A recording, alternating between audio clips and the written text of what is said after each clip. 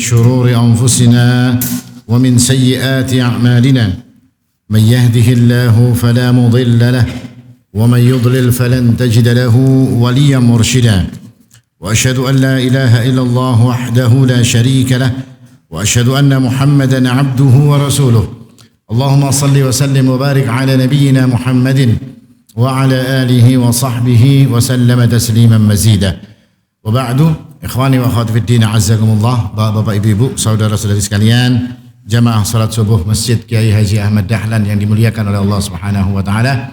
Alhamdulillah kembali kita bersyukur kepada Allah Subhanahu wa taala yang menjadikan kembali kita bisa berkumpul di tempat yang mulia ini. Mudah-mudahan ini akan jadi sebab kebaikan bagi diri-diri kita. Amin ya rabbal alamin.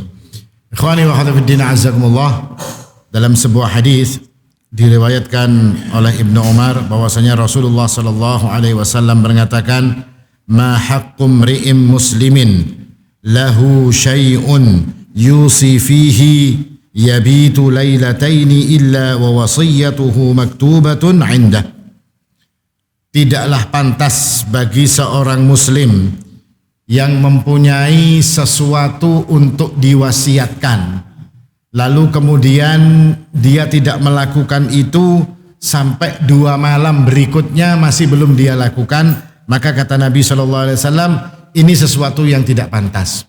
Artinya kalau mereka itu mempunyai sesuatu yang akan diwasiatkan, maka hendaknya sebelum 2 hari hal tersebut sudah harus dituangkan dalam bentuk wasiat yang tertulis. Maktubatun illa wa wasiyatuhu maktubatun indah. Artinya seorang muslim itu jika mereka mempunyai sesuatu, Pak, misalnya mempunyai harta atau mempunyai apapun, maka hendaklah apa yang mereka punya itu menjadikan mereka itu menulis wasiat untuk urusan harta atau sesuatu yang berharga tadi. Ketika itu tidak dilakukan, sampai 2 hari dia tidur di rumahnya, sampai 2 hari dia berada di rumahnya, belum juga tertulis wasiat tersebut, maka kata Nabi SAW, itu adalah hal yang tidak pantas. Artinya seorang muslim itu kalau mempunyai sesuatu yang berharga, hendaklah itu dijadikan atau dituangkan di dalam bentuk wasiat, kata Nabi SAW. Dan berdasarkan hadis ini, maka para ulama mengatakan bahwasanya orang yang mempunyai sesuatu harta atau mempunyai hal yang berharga, hukumnya adalah wajib untuk mereka itu menuliskan wasiat. Jadi orang yang kaya-kaya, hartanya banyak, atau punya sesuatu yang berharga, punya sesuatu yang kada duanya misalnya, maka yang seperti ini wajib hukumnya bagi mereka untuk menuliskan wasiat. Apa dalilnya? Selain dalil daripada hadis di atas yang Nabi mengatakan tidak pantas bagi seorang mukmin. Lalu di dalam ayat Al-Qur'an Allah Subhanahu wa taala mengatakan, "Kutiba 'alaikum idza hadara ahadakumul maut in taraka khairanil wasiyatu lil walidaini wal aqrabin haqqan bil ma'rufi haqqan 'alal muttaqin." Kutiba itu artinya diwajibkan. Kalau kalimat itu ada tulisan ayatnya itu pertama kutiba pasti wajib. Seperti apa contohnya, Pak? Kutiba alaikumus shiyam, ya kan? Ayatnya itu kutiba itu berarti wajib. Artinya ditetapkan, diwajibkan oleh Allah. Kutiba alaikum, diwajibkan kepada kalian, idza hadara ahadakumul maut, jika kalian itu akan menjelang kematian atau kematian itu akan datang kepada kalian, in taraka khairanil wasiyatu lil walidaini wal aqrabin. Kalau dia meninggalkan khairan, meninggalkan kebaikan, harta atau sesuatu yang berharga, hendaklah kata Allah Subhanahu wa taala agar dia ini menjadikan wasiat. Untuk siapa wasiatnya? Untuk kedua orang tuanya dan untuk kerabat-kerabatnya, kata Allah Subhanahu wa taala. Dan ini kata Allah Subhanahu wa taala, lakukan bil ma'ruf, dengan cara yang baik. Dan perkara membuat wasiat, perkara meninggalkan harta lalu dituliskan wasiat, kata Allah Subhanahu wa taala, haqqan 'alal muttaqin. Ini adalah hak bagi orang-orang yang bertakwa kepada Allah Subhanahu wa taala. Al-muhim, intinya yang namanya wasiat itu dikatakan oleh para ulama, hukum asal daripada wasiat itu adalah wajib bagi siapa saja yang meninggalkan kebaikan atau meninggalkan harta atau meninggalkan sesuatu yang berharga setelah kematiannya. Maka wajib bagi mereka untuk menuliskan wasiat. Ini hukum asalnya. Lalu apa itu wasiat? Wasiat itu seperti janji, Pak. Janji yang ditunaikan oleh seseorang setelah kematiannya. Bisa saja janji itu berupa membagi harta. Bisa juga yang namanya wasiat atau janjinya tadi adalah untuk mengurus anak-anaknya misalnya. Saya punya anak kecil-kecil misalnya. Harta banyak, tapi anaknya masih kecil-kecil. Lalu saya berwasiat kepada saudara saya bahwasanya kamu dapat wasiat sepertiga dan wasiat yang kedua buat kamu, hendaknya kamu mengurusi anak-anak saya misalnya. Nah itu wasiat, bukan harus harta.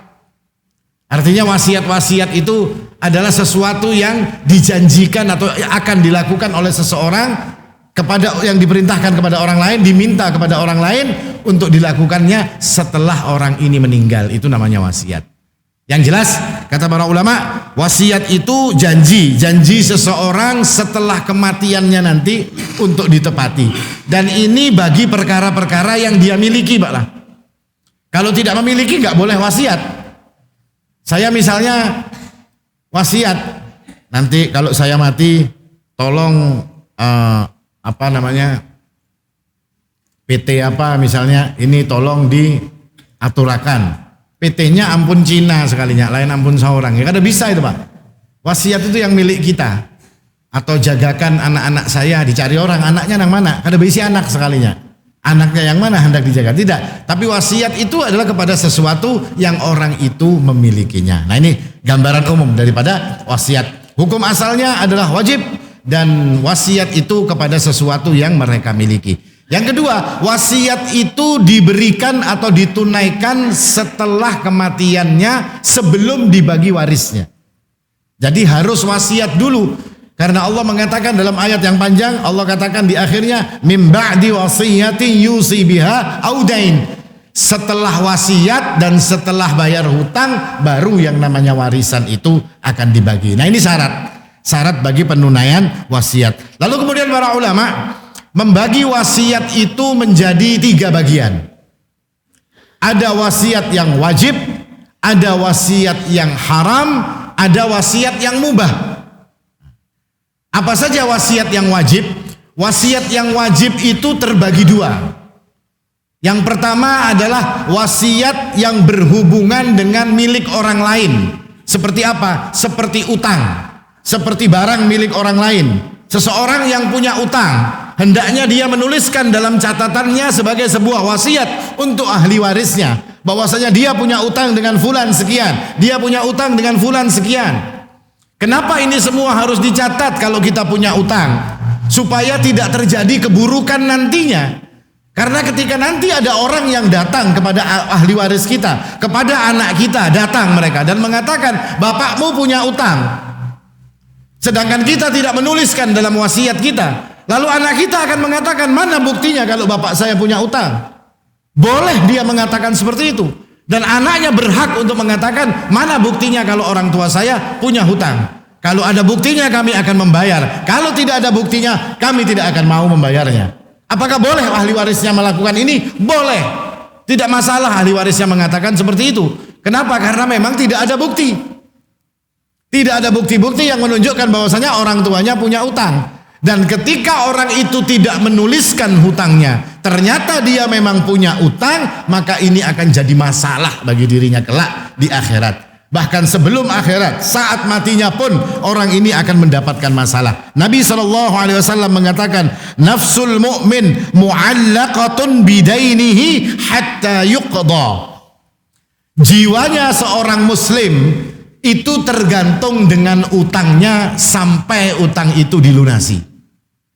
Suatu hari datang seseorang kepada Nabi SAW yang dia mengatakan bahwasanya saudara laki-lakinya itu meninggal dunia dan meninggalkan anak yang masih kecil. Lalu dia bertanya kepada Nabi tentang masalah pembagian hartanya yang buat anak kecil ini tadi, keponakannya maksudnya. Lalu Nabi SAW mengatakan, inna akhaka mahbusun bidainihi faqdi anhu. Nabi lalu mengabarkan, karena Nabi ini kadang-kadang diberitahu oleh Allah Subhanahu wa taala tentang ilmu-ilmu yang gaib yang tidak diketahui oleh orang lain. Bukan Nabi tahu yang gaib, tapi Nabi diberitahu oleh Allah Subhanahu wa taala. Kata Nabi SAW, saudaramu yang mati tadi, yang meninggalkan warisan dan punya anak tadi, mahbusun bidaini. Dia tertahan, kata Allah, kata Nabi SAW. Sekarang ini di alam selanjutnya dia sedang tertahan. Apa yang menjadikan dia tertahan? Bidaini, dengan sebab utangnya, kata Nabi SAW. Maka Nabi kemudian mengatakan, faqdi anhu, maka lunasi hutangnya, selesaikan hutangnya, kata Nabi, supaya orang itu tidak tertahan lagi di alam sebelah ini tadi, Pak. Maka kemudian orang ini pun melakukan semua yang diperintahkan oleh Nabi SAW. Setelah semua orang yang berhutang dibayari, datang seorang wanita. Kata wanita ini, fulan itu punya utang dengan saya 2 dinar. Si laki-laki, si kakaknya atau si saudara dari yang meninggal ini bertanya, mana buktinya kalau saudara saya punya hutang 2 dinar? Mana buktinya, kata orang ini tadi. Si perempuan itu ternyata tidak bisa menunjukkan bukti. Lalu laki-laki ini kemudian datang kepada Nabi SAW. Dan dia mengatakan kepada Nabi, ya Rasulullah, faqad adaitu anhu illa dinarain idda'at huma imra'atun falaysa laha bayyinah. Ya Rasulullah, utangnya semua sudah saya lunasi, kecuali cuma ada seorang perempuan yang idda'at, bahwasanya dia mengatakan, mengklaim bahwasanya saudara saya punya hutang 2 dinar, tapi dia tidak mendatangkan bayyinah, dia tidak punya surat bukti, dia tidak ada tanda-tanda kalau saudara saya ini punya utang. Lalu kata Nabi SAW, a'tiha fa innaha muhiqqah, berikan saja kepadanya karena dia itu berhak, kata Rasulullah SAW. Kenapa Nabi mengatakan berikan saja? Sekali lagi, Nabi itu diberitahu oleh Allah Subhanahu wa taala bahwasanya wanita tadi itu benar-benar memang menghutangi saudaranya. Nabi yang ngasih tahu, yang diberitahu oleh Allah Subhanahu wa taala. Makanya kata Nabi, bayar wanita tadi karena dia berhak untuk mendapatkan 2 dinarnya. Meskipun dia tidak membawa bukti, tapi karena Nabi diberi wa ta'ala, bayar saja orang ini utangnya. Kenapa itu dilakukan? Supaya orang yang mati tidak tertahan, Pak. Kita kada tahu tertahannya modelnya kayak apa. Ya kan? Ibarat pian aja sudah hendak masuk rumah tertahan misalnya. Kada ada kuncinya, gara-gara tertahan. Itu kita bisa stres, bisa ngamuk-ngamuk nanti, Pak. Gara-gara masuk rumah, rumahnya rumah kita. Sedangkan ini alam sebelah yang bukan alam milik kita. Kata Nabi SAW, tertahan orang tersebut di sana. Makanya dari penjelasan para ulama ini mengajarkan kepada kita bahwasanya yang namanya hutang itu adalah sesuatu yang wajib bagi seseorang untuk menuliskannya di dalam wasiatnya. Semua kebaikan yang dia tulis ini untuk dirinya, supaya ahli warisnya tahu, supaya ahli warisnya mengerti dan bisa menyelesaikannya. Akibatnya dia tidak tertahan kelak di alam yang setelah alam dunia ini. Muncul pertanyaan, bagaimana kalau uangnya yang dibuat bayar kada cukup? Warisannya belum, utangnya banyak. Ya kan? Apalagi zaman sekarang, Pak. Zaman sekarang ini kita ngelihat orang-orang ini, wah, perlente-perlente, Pak lah. Rumahnya mewah, mobilnya bagus, pakaiannya Masya Allah, merek-merek, ya kan? Begitu ada sedikit klik, ya kalau rumahnya disita bank, ininya disita bank. Sekalinya rumah ganal tadi berhutang semuanyaan, Pak. Mobilnya berhutang, sampai bajunya berhutang, sampai kuit gigi di rumahnya pun berhutang, ya kalau. Artinya semua itu milik hutang. Semua itu bukan miliknya, cuma dia memakai. Ini zaman sekarang, zaman sekarang. Dulu tidak ada, Pak. Dulu tanya sama orang-orang tua-tua kita, nggak ada yang model kayak itu. Yang manusia hidup seadanya, hari ini tidak. Yang penting perlentenya dulu, hutang semuanyaan sekalinya. Jadi hidupnya setiap hari bangun pagi sampai pagi lagi, ya kalau begawe itu untuk bayar hutang. Apa nyamannya hidup kayak ini, ya kalau Pak, kan ada nyamannya. Nah ini, apalagi zaman seperti ini harus ditulis yang seperti ini. Kalau tidak bahaya, akan mengakibatkan seseorang itu mendapatkan kesusahan kelak di akhirat. Ini yang wajib. Yang wajib yang kedua, menurut kebanyakan para ulama, bukan kesepakatan, bukan sesuatu yang wajib secara ijma, tidak. Tetapi ini adalah perkataan dari atau kesimpulan hukum yang disebutkan oleh banyak ulama. Wasiat wajib itu yang kedua, yang pertama tadi adalah masalah hutang, itu wasiat yang wajib dia tulis. Atau barang-barang milik orang lain, Pak. Sesuatu yang menjadi milik orang lain itu harus ditulis dalam wasiat. Pernah kejadian, ada dua saudara. Dua bersaudara ini rukun sesama saudara. Baik dia sesama saudaranya. Saudara yang satu ini nggak punya rumah. Terus ujar saudaranya yang punya harta banyak ini tadi mengatakan, sudah, itu ada rumah besar, bagus. Beli rumah itu. Ikam urusi rumahnya. Kayaknya aku yang bayari, ya kan? Bukan diberikan, rumah itu saya beli, nanti kamu yang nempati, kata si saudara ini tadi, sambil kamu nanti usaha untuk bisa beli rumah, itu rumahnya beli. Kebetulan qadarullah, si yang punya uang ini hendak berurusan tanda tangan dan segala macam, punya halangan, karena dia ini bersaudara dan rukun sesama saudara, baik sesama saudara. Lalu apa yang dilakukan? Sudah, ngaran nikam aja sudah. Nah, duitnya ini ngaran nikam. Namanya nama adiknya misalnya, yang nggak punya uang, yang nggak punya rumah. Duitnya duit itu, tapi yang transaksi si adik tadi dan namanya menjadi nama dia. Kalau secara hukum, rumah itu punya siapa, Pak? Punya adiknya. Tapi kalau secara hakikat rumah itu punya siapa? Punya kakaknya. Nah, yang seperti ini si adik harus nulis, rumah ini rumah kakakku. Ya kan, bukan rumahku meskipun namanya namaku. Kenapa? Karena itu barang milik orang lain. Kalau ini tidak ditulis, si abahnya yang ini mengatakan itu rumah abah katanya. Ya kan? Mati kedua-duanya. Yang kakak mati, yang adik mati. Ujar anaknya, rumah itu rumah siapa? Rumah anaknya, dapat warisan dari bapaknya. Padahal bukan. Makanya disuruh menulis supaya apa? Supaya orang yang mati nanti menjadi tidak bermasalah kelak di akhirat. Artinya semua perkara, urusan hutang dan urusan barang milik orang lain, urusan sesuatu yang menjadi hak orang lain hendaknya dituliskan dalam wasiat, dan ini hukumnya wajib. Yang kedua, berkaitan dengan wasiat yang wajib, menurut kebanyakan para ulama, artinya kebanyakan para ulama mengatakan bahwasanya ketika seseorang itu meninggalkan warisan yang dalam jumlah banyak sekali, warisannya jumlahnya sangat besar, maka sebagian ulama mengatakan wajib bagi orang tersebut untuk berwasiat memberikan kepada kerabatnya yang bukan ahli waris. Artinya disuruh memberi pamannya kah? Disuruh memberi dingsanaknya kah? Yang bukan ahli waris. Kan kalau dia punya anak kan saudaranya kan nggak dapat warisan. Dia punya anak laki-laki, nggak dapat warisan saudaranya. Atau dia anaknya banyak, maka nggak dapat warisan. Nah, kata para ulama, sebagian besar para ulama mengatakan yang seperti ini hendaknya dia wajib bagi dia untuk menuliskan wasiat untuk diberikan kepada orang-orang selain daripada ahli warisnya. Artinya wasiatnya jadi wajib. Kenapa? Hartanya kebanyakan, cukup haja agasan ahli warisnya, masih berlebihan, maka hendaknya, kata para ulama yang seperti ini, kebanyakan para ulama mengatakan hendaklah dia ini menuliskan wasiat untuk diberikan kepada orang-orang yang dekat atau kerabatnya. Apa dalilnya? Dalilnya ayat yang di atas tadi. Kutiba alaikum idza hadara ahadakumul maut in taraka khairanil wasiyatu lil aqrabin lil walidaini wal aqrabin.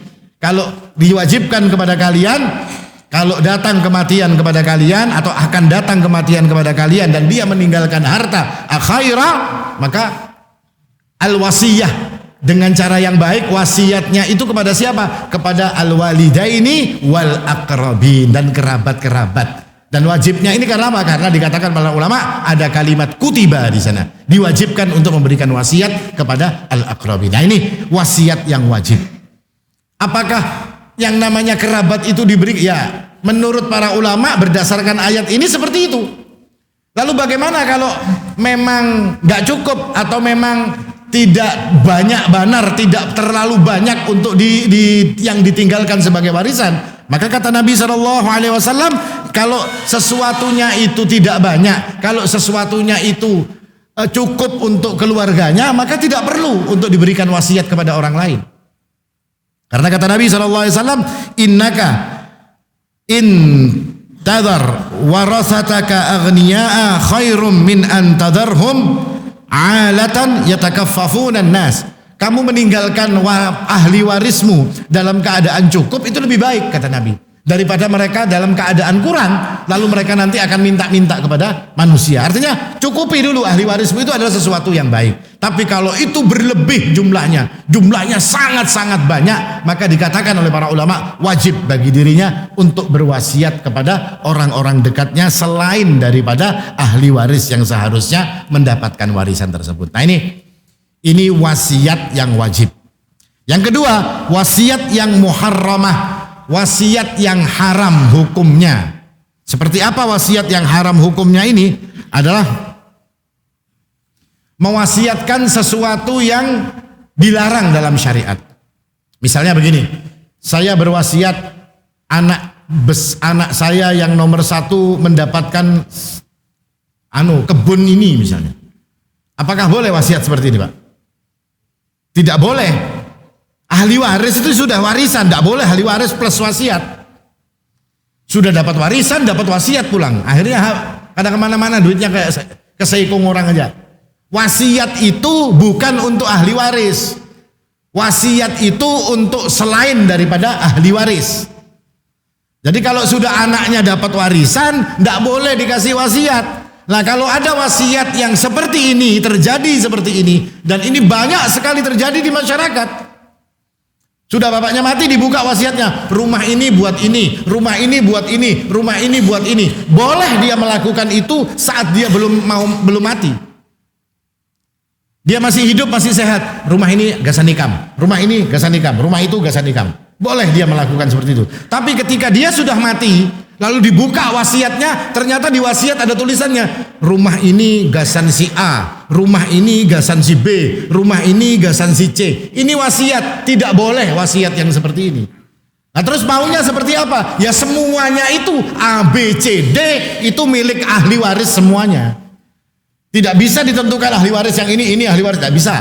Kenapa? Karena itu adalah wasiat dan ahli waris tidak boleh diberikan wasiat. Nah, ini sering terjadi, Pak. Di masyarakat kita masih sering terjadi yang seperti ini. Ini wasiat yang tidak boleh untuk dituruti.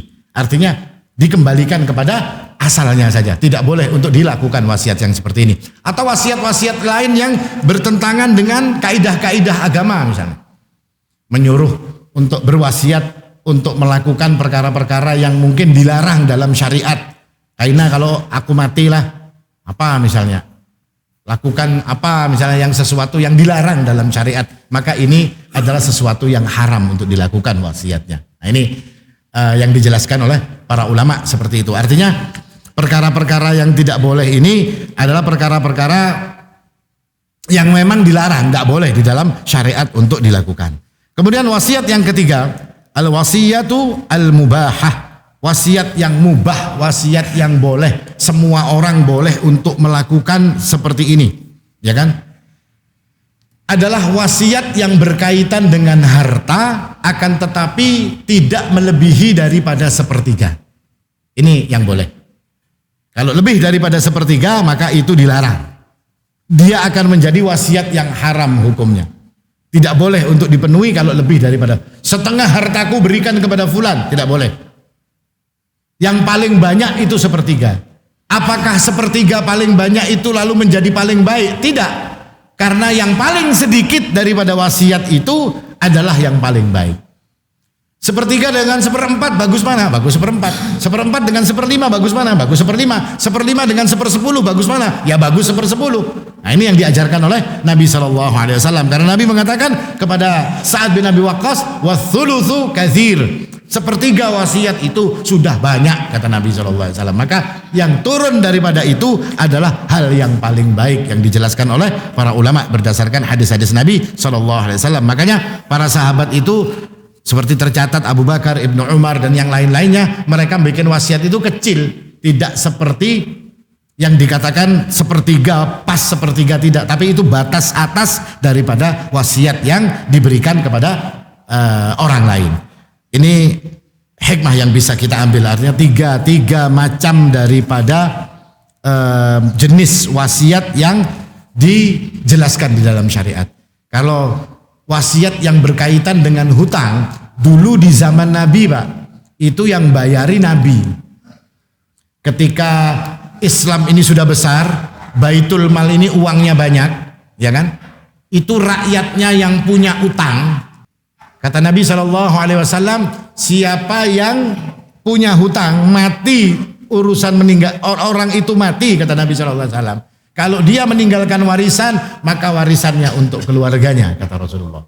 Tapi kalau dia meninggalkan hutang, maka hutangnya nanti aku yang akan tanggung. Nah ini Rasulullah zaman dulu Pak. Kalau zamannya sekarang, rakyatnya yang disuruh bayar hutangnya. Kalau dulu lain Pak. Jadi negara yang bayar hutang, sama hutangnya rakyat itu dibayari oleh negara. Rasulullah itu membayari hutang. Kalau hari ini kada, hanyar lahir sudah berisi hutang berapa di sini? Berapa aja Pak? Hitung-hitungannya kan ada. Berapa? Ada kan sekian puluh juta. Itu anak baru lahir langsung berisi hutang. Nah ini di tempat kita seperti itu. Kalau zamannya Nabi enggak. Tenang aja, kalau berisi hutang mati kada kau bayar, Nabi yang membayari. Duit Baitul Mal itu banyak. Beda dengan zaman hari ini. Nah ini berkaitan dengan wasiat dan juga hutang. Lalu hikmah yang lain yang juga bisa disebutkan oleh para ulama, bahwasanya tadi sudah disebutkan juga bahwasanya keutamaan bagi seseorang itu untuk meninggalkan ahli warisnya itu dalam keadaan cukup. Seperti tadi hadisnya telah disebutkan di depan. Lalu juga menyebutkan makna hikmah daripada ini semua, bahwasanya wasiat itu terkadang adalah hal-hal yang dulu oleh orang yang meninggal ini belum sempat dikerjakan. Maka dibukalah pintu yang namanya wasiat. Saya dulu itu kepingin ini, tapi nggak bisa untuk melakukannya. Entah terhalang ini, entah terhalang itu, atau ada macam-macam halangannya. Ada perkara-perkara yang menghalangi saya untuk melakukan ini. Maka ini kata para ulama, fungsi daripada wasiat itu salah satunya adalah ini. Untuk menjalankan apa-apa yang kita terhalang dulunya untuk melakukannya. Ini beberapa hikmah yang disebutkan oleh para ulama berkaitan dengan berkaitan dengan wasiat yang dijelaskan oleh Nabi SAW di dalam Islam. Dan yang terakhir adalah sur'atu imtithalis sahabah li amrin Nabi SAW. Sahabat itu orang-orang yang bersegera di dalam melakukan apa-apa yang diperintahkan oleh Nabi SAW. Seperti berkaitan dengan wasiat. Wasiat ini dijelaskan oleh Nabi, pentingnya wasiat semua digambarkan oleh Nabi SAW kepada para sahabat. Apa yang dilakukan oleh para sahabat? Kata Ibnu Umar, saya tidak pernah satu hari saja saya setelah mendapatkan kebaikan atau mendapatkan harta atau mendapatkan sesuatu yang berharga, satu hari saja sudah wasiatnya sudah saya tulis berkaitan dengan harta yang saya dapatkan. Artinya cepat sahabat itu. Maka ini himbauan buat kita yang mungkin punya harta, maka hendaklah berhati-hati dalam masalah urusan harta ini. Hendaklah tuliskan wasiat jika memang perlu bagi Anda itu menuliskan sesuatu yang penting untuk dalam kaitan urusan dengan harta kita. Misalnya berkaitan dengan hutang kita, wajib bagi kita untuk menuliskannya. Atau orang yang punya harta melimpah ruah misalnya, anaknya seikungannya warisannya 100 miliar misalnya. Banyak benar itu kalau Pak duitnya Pak. Yang duitnya tertangkap semalam 10 M itu melihat Labian. Oh, mejanya panjang benar, berkoper-koper duitnya. Itu cuma 10 M Pak. Nah kalau 100 M kan 10 meja itu. Ya kalau kebanyakan warisannya misalnya. Nah itu hendaknya dia menjadikan, kata pendapat para ulama yang lebih banyak, pendapat para ulama yang mengatakan wasiatkan kepada akrab, kepada keluarga-keluarga dekat untuk bisa mendapatkan dari harta warisan kita ini. Kenapa? Karena kebanyakan yang diwariskan. Nah ini hendaknya kita memikirkan yang seperti ini. Terlebih berkaitan dengan hutang piutang, tuliskan. Hutang piutang ini dituliskan. Apa yang menjadi tanggungan kita. Kalau misalnya nanti di akhir hidup kita ternyata kita meninggalkan warisan cuma cukup buat bayar hutang saja, ya sudah, anak-anak kita nanti yang tidak dapat warisan karena hutang yang lebih utama untuk dibayari. Kalau misalnya warisannya kadada, hutangnya banyak, ya kalau kayak apa caranya? Ya sudah, anak-anaknya ini hendaknya juga jadi tahu, mereka bisa berusaha untuk datang kepada orang yang punya. Oh, abah baisi hutang lawan A, B, C, D, datangnya. Abah ulun meninggal baisi hutang, kami kadada warisan. Kami miskin berataan anak-anaknya yang ditinggal. Terserah pian, ulun minta rela, ya kan? Atau kayak apa caranya, mau dicicil sampai berapa-berapa, terserah. Ini bentuk daripada baktinya seorang anak kepada orang tuanya. Nah ini hendaknya yang seperti ini dituangkan dalam wasiat, karena itu adalah sesuatu yang sangat penting bagi seseorang untuk menjadikan keselamatannya kelak di depan Allah Subhanahu wa taala. Nah, ini kira-kira yang bisa ulun sampaikan berkaitan dengan wasiat. Intinya sekali lagi mengajarkan kepada kita untuk senantiasa yang punya sesuatu yang penting untuk diwasiati, hendaknya kita tuliskan di dalam wasiat kita. Ini kira-kira. Sampai-sampai ada yang mewasiati, kalau saya meninggal kucingku jangan kada ingat diberi makan sehari 3 kali misalnya. Boleh wasiat seperti ini, Pak? Boleh, tidak ada masalah. Ya kan, namanya wasiat itu bebas, ya kan. Nah, ini kira-kira itu. Aku lu qouli hadza wal haqqu 'indallah subhanakallahumma bihamdik asyhadu an la ilaha illa anta astaghfiruka wa atubu ilaik. Assalamu alaikum warahmatullahi wabarakatuh.